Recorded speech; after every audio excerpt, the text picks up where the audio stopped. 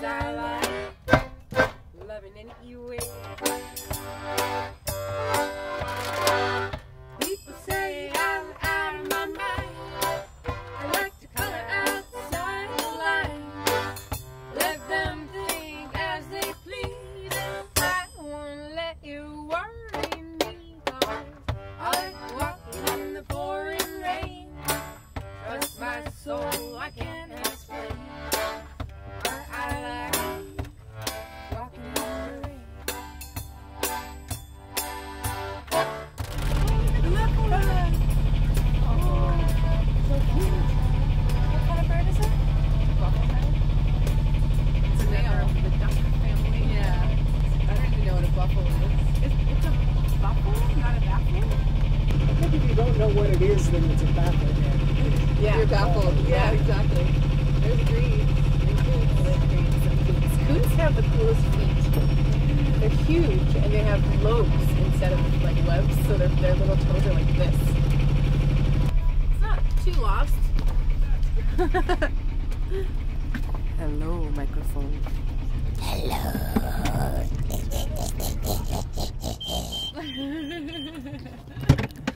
Luxury. Alright. Penny Opry here. Breakfast beers on the Estuary. Penny Opry, how did it get started? Well, we actually got our start from a steampunk wedding in Nevada City. Oh, cool. No, Virginia City, Nevada. Mm-hmm. Which was a lot of music to have to prepare for your first gig. It was So I had this, 2 hours yeah, or so. I think it was 3. 3 hours. I had this other nautical music inspired band called the Barbary Ghosts, and we disbanded kind of because my bandmate moved away to Vermont. So I asked Rosie if she wanted to join me on an adventure to a steampunk wedding, and that was our first show. And so after we did that, we had like 3 or 4 hours worth of music, so it was easy to keep it going. Yeah. And did you come up with the name at that show, or did that kind of... No, it was after. We were without a name for a little while. Yeah, we wanted to be the Sea Foxes, but Somebody else took it. How did that happen, the name? My friend Nathan, actually, he came up with most of the name. He thought, well, it would be cool if you were not a 3-penny opera, but like a 1-penny opera. Right. Like even cheaper than a 3-penny opera. And I thought, that's a great idea. And then we just changed it from opera to Opry, like the Grand Old Opry. Mm-hmm. It's kind of like I think of Penny Opry, it could be a person, or it could be like a band. It could be a superhero. And that was after Whiskey and Women, or kind of in conjunction with They it? sort of overlapped. When Renee moved away to Germany, she started another band with her husband, actually. we started this one. And we started this band. You've just released a new record. Yes. Olivia. We have the physical albums, and you can listen to it on iTunes, on Spotify, and you can buy digital downloads through Bandcamp and CD Baby. We want it to be accessible to all income levels. But how did you choose your songs from your 3 hours and plus worth of That's material? a good question. Well, it's kind of easy to narrow things down once you just play through things and realize what starts to gel. And we picked a couple, I think it's 3 original tunes that Joni wrote to put on the album, because it's just fun to have original material. Yeah, it's also a kind of a concept album, loosely based on rivers and the concept of time as a river.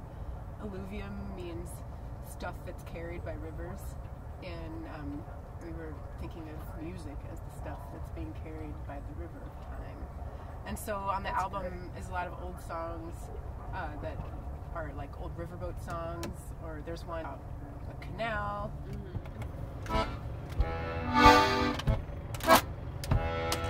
Got no mule, my name is Sal. 15 years on the Erie Canal. Jeez, get on work and get on the pal. 15 years on the Erie Canal. If I'm barges out there, filled with lumber, coal and hay. Every inch of the way we know, from Albany to Buffalo.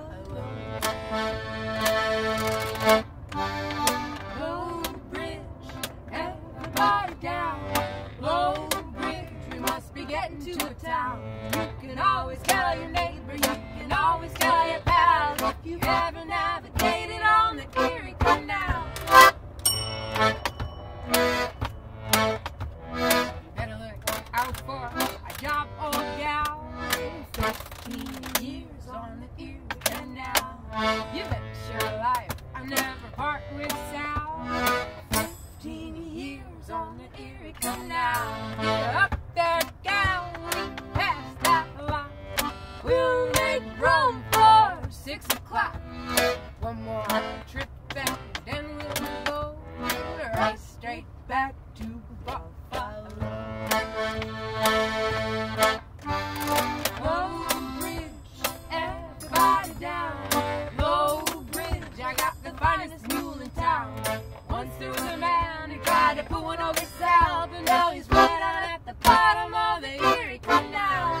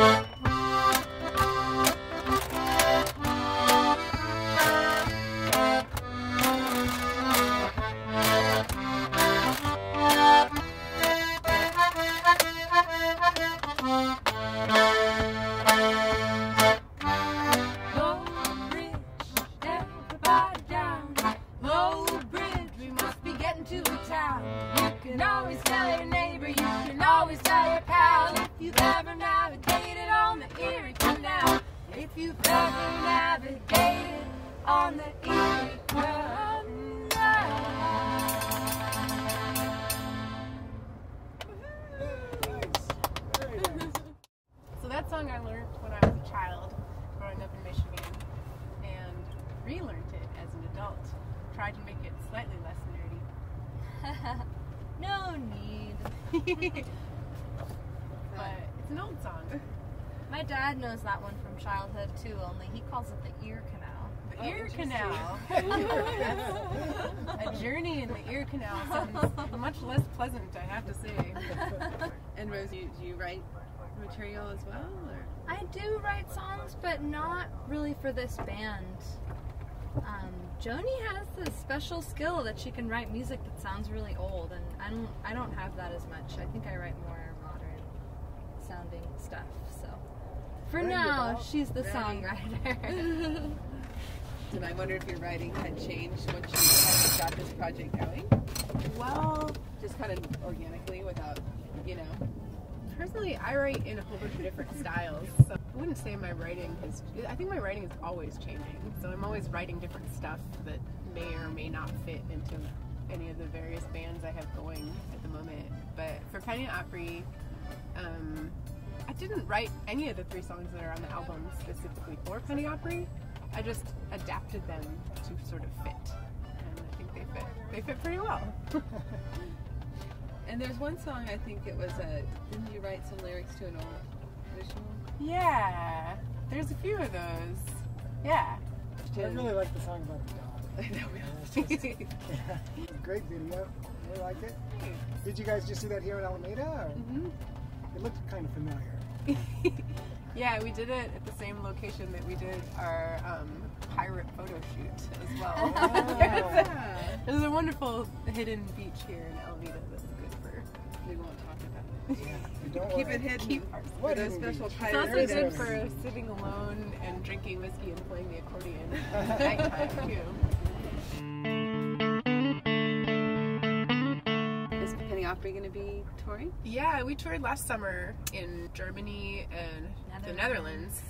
That was our first European tour as Penny Opry. How was your reception? It was great. Yeah, very people were really fun. into it.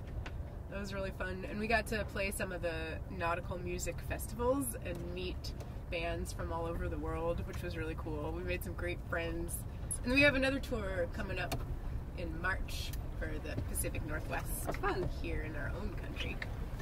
I know you did the bicycle tour, and you took a ferry. We did. It's exciting because you really can get a lot of places with ferries and bicycles around here, and expanses of the Bay Trail, and having friends all around the Bay Area. We're planning to take even more advantage of the possibility to do more bicycle and sailing adventures. The thing that I liked the most about the bike tour was how we packed so much fun into every single day. It felt like we were on tour for like 2 weeks or something, and it was only like 4 days. You had a support bike, Leslie. I heard that it actually attracted lots of interest. Yeah, people were kind of like, who are these weird ladies with their bikes loaded down with stuff? And Leslie had Rosie's kick drum loaded on the back of her bike, and it was just pointed towards her back, so it was like you could almost like step on the pedal and hit Leslie in the back, which looked really funny. I didn't actually do that because I know that she would not have liked that. Did you find you had to rest before the gig or anything after you biked anywhere? Honestly, I think the complication is just the gear loading and unloading and how long it takes to unpack your instruments and then to tie them on, and you got to make sure that your bungees are secure. Really, that's kind of what makes it more complicated, just not being able to throw it in the trunk of the car. But it also makes it fun. I love moving around by your own power, not having to rely on technology. Well, or rather, taking advantage of really awesome man-powered technology. Rosie is a seasoned bike traveler. She does bike adventures several times a year, and she is hardcore. This state is so gloriously beautiful, and one of my favorite things about it is that even in wintertime, you can still go on adventures. So, where are you from, Rosie? I'm from Sonoma County, Petaluma originally. Nice. And Joni, you're from Michigan. Right. I moved out here in '99. What do you count as your influences? For Penny Opry, a huge influence was right over there at Quinn's Lighthouse. Oh, okay. There's a band that plays every Thursday night, a nautical music band, and they've been doing it for like 30 years or something. And Skip Henderson is the leader of that band, and my buddy Brian Terrio plays fiddle, and I discovered them soon after I moved out here. Went there every week for quite some time and learned a whole bunch of nautical music tunes. I watched Skip playing the button accordion and learned from that. And then I kind of like expanded on my own with the music and listened to a lot of different stuff and went to some Irish music sessions, kind of like get that in my head, and the shanty sing at the Hyde Street Pier and that sort of stuff. What is the nautical music scene like? I imagine it's international, as you mentioned that you met some folks in Europe. Well, it's very nerdy, for one, which is great because I'm a nerd. One of the things that I really liked about the festivals that we were at last summer in Europe was the familiar songs sung in different languages. Nautical music is music that has bounced around all different parts of the world, like wherever the ships were going, and the sailors would learn songs from other sailors and keep the tradition going. So there's some songs that have the same melody, but they're totally different words. Right. Some songs that like are translated to different languages, and it was really neat to hear these familiar songs sung in different languages. And how about you, Rosie? What turned you on to music to start, or got you toward the style of stuff you're doing these days? Ready about? Ready. Well, It doesn't really attack if there isn't pandemonium. yeah, that's true. I think probably just the people that I've been collaborating with have had the most profound influence on me. Sometimes when I'm working on writing a song, I'll improvise a version of it and record it, and then I listen back and I hear my own voice and I think, gosh, I sound like I was influenced by my friends and I wasn't even trying to. But it's kind of cool. It's like, you know, we're all sort of sponges in a way and soak up what we're around. So I've gotten a lot of influence from Joan, just the way that you sing and the aspect of storytelling that is a big factor in your voice. You're not trying to sound perfect so much as convey the story or some deeper meaning. And yeah, Cool. it's cool. I think that we both play different styles of music and different instruments and have these other musical lives besides this project, and I think that they all influence each other a lot. We may play stuff that sounds completely different to the outside ear, but for us, like, there's these little crossovers, and I think it's great, like, when you can play a lot of different sorts of music and they kind of cross-pollinate each other. Glendy Burke.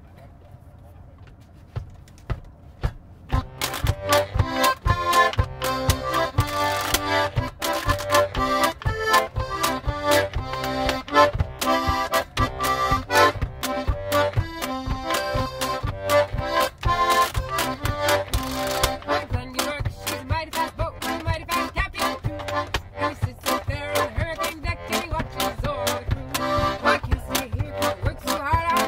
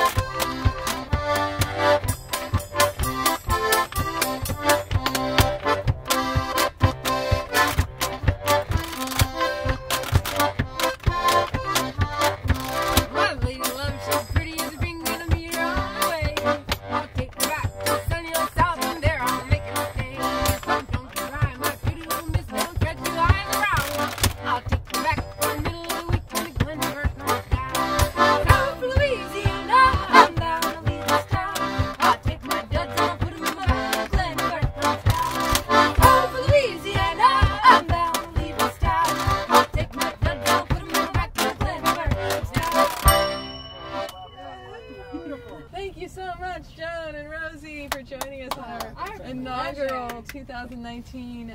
Love the band. Yay, happy 2019. We all need more love, especially this time in the world.